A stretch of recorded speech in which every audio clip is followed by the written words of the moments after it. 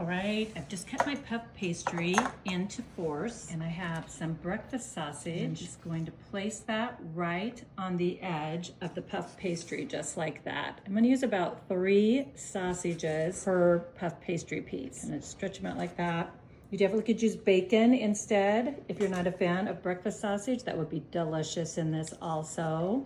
I know my husband would love that. Okay, we're almost done with this. This is the easiest recipe. And I've got some shredded cheddar cheese, and I'm gonna sprinkle that right next to that sausage. And you could use whatever cheese you like or leave the cheese off if you're not a fan of, but I love cheese. You know that by now. Okay, we're just gonna come to the edge and roll that up just like that.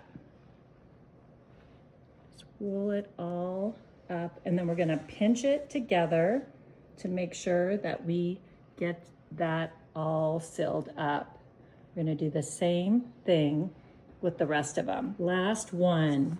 So we are almost done with this. This is great. You can make this ahead of time and pop it in the freezer and then just take it out when you're ready to make this. That works really well. I've done that many times. We're just gonna cut this into fours, just like that. Perfect. I'm gonna set that aside. And I have an egg to make an egg wash. So we're just gonna whisk that together until that is completely mixed. Good. You don't have to do this if you don't want to, but I love the way that this makes it look. It's so nice and shiny. You definitely could brush with butter also if you wanted to. So we're just gonna brush that all over to get it nice and coated. Okay, just keep going until we have all of these coated with this egg wash. I'm going to sprinkle some of my homemade everything bagel seasoning on top. If you would like the recipe, just let me know in the comments. I'd be happy to share that with you. I love the flavor that this gives to these little bites. They're so delicious.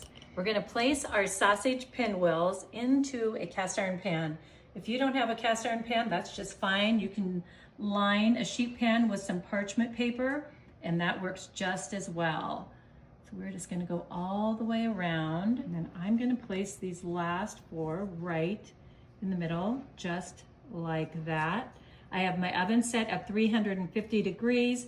This is only gonna take 20 minutes or so until these are nice and golden and our sausage is cooked.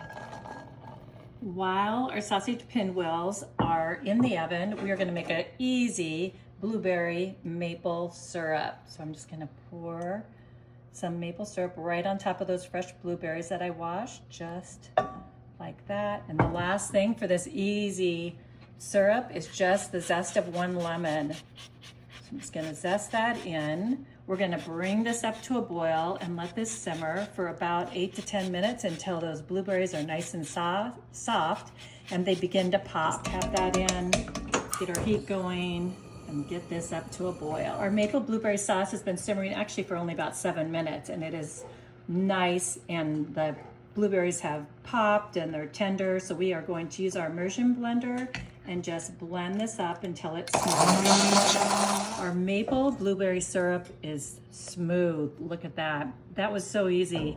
We are done with this part. The sausage pinwheels and our blueberry maple syrup are done. Look at that. And I just put that right in the center so we didn't have to dirty any other platter. I think that looks perfect for serving. I gotta have some of this blueberry maple syrup. Oh gosh.